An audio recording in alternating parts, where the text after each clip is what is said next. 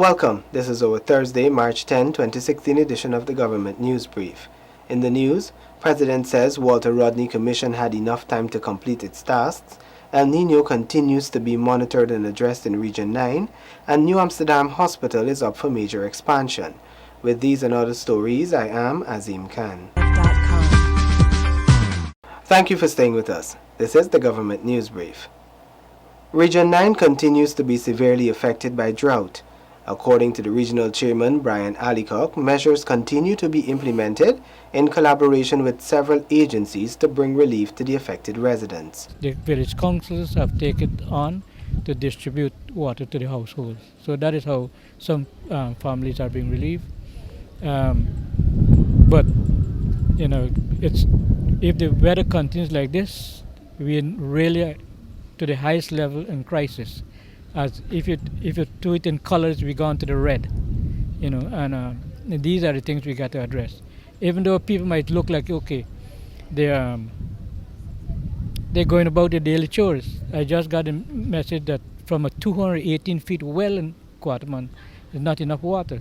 We pumped to a certain level, then cuts off, and it's 280 feet below, and the water is salt. So that is the kind of thing we encountering, especially in some parts in Letter, where I'm within that area.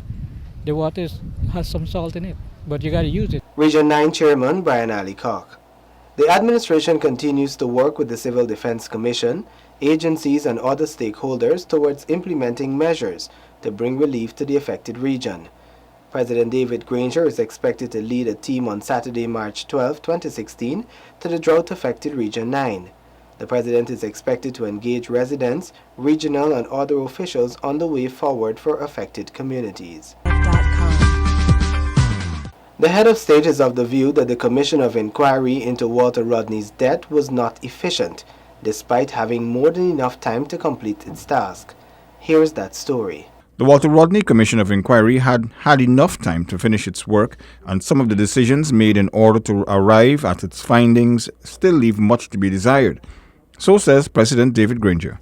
Some of the actions taken by the Commission, in excluding the evidence of, say, the Deputy Commissioner who conducted the investigation at the time, who was actually brought into the country, I don't think it was justifiable, and I resent any allegation that action on the part of my government led to the premature termination of the inquiry.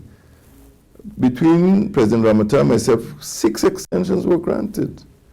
And it is my view that the Commission of Inquiry had every reasonable opportunity to interview the witnesses who had evidence to offer, particularly Mr. Roberts and other persons who were not given the opportunity. I think it was not efficiently conducted, and I stand by that. The Walter Rodney Commission of Inquiry was an undertaking by the previous government of Guyana to probe and investigate how and why historian and political activist Dr. Walter Rodney died. Turnkey Homes on the East Bank Demerara are being vandalized. The Ministry of Communities visited the homes and is now exploring security options. More in this report. Minister within the Ministry of Communities, Valerie Sharp-Patterson, saw how vandals are destroying turnkey homes. The minister recently visited a number of areas where the turnkey homes were constructed. What you would have noticed as members of the media, and I hope you highlight it when you're showing this, is the level of vandalism we've experienced. Because some of those houses, the doors were stolen, the windows were stolen, sinks stolen off the roof, water lines damaged, and we now have to put all of that back in place so that people can occupy. Most of the turnkey houses in Perseverance Providence, which were vandalized, have already been allocated to persons.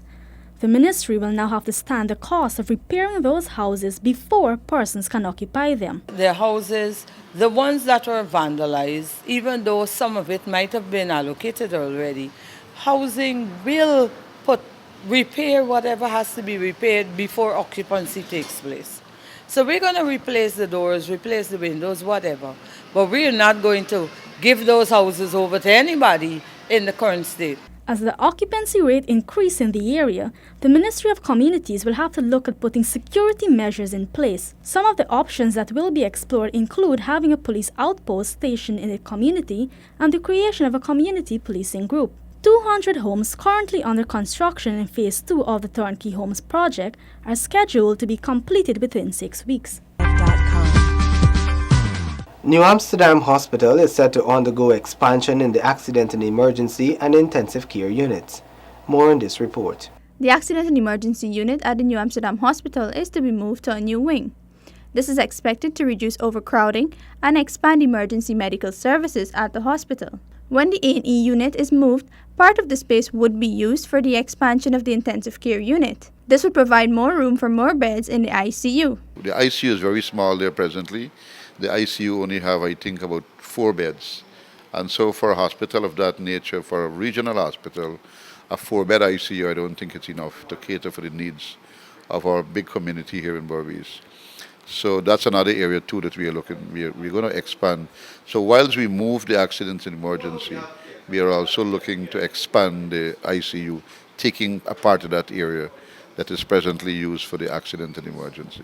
Tenders for the construction of the new wing to house the A&E and the expansion of the ICU have already been advertised. For this Government News Brief, Shivani Rambasad reporting.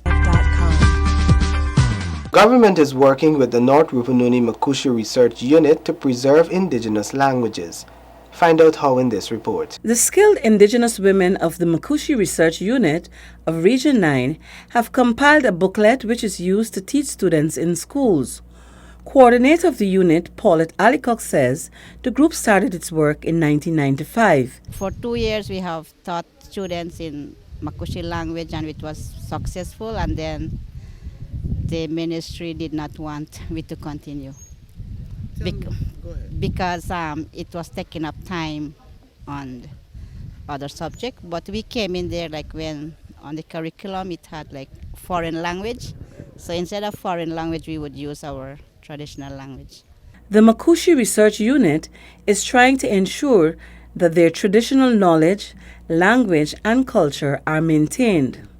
The group is also involved in promoting educational programs and traditional culture, as well as awareness of domestic violence. All this thing was gathered by the teachers. We sat together with the teachers from the North Rupununi, the Makushi speaking people. So they printed that, and now that is what we use in school. The unit has produced many other booklets, educational and social awareness materials on birds, cassava, fish, wildlife, domestic violence, and alcohol. There are plans to make additions to the current book used in the schools and to have several hundred copies printed for distribution to Guyanese tourists and others during Guyana's Jubilee celebrations. Namila Baines-Rowe, Government News Brief. We have come to the end of the Government News Brief for Thursday, March 10, 2016. The Government News Brief, along with all other GINA programs, can be found on our website. We are also on Facebook and YouTube. On behalf of all of us here at GINA, thank you for watching.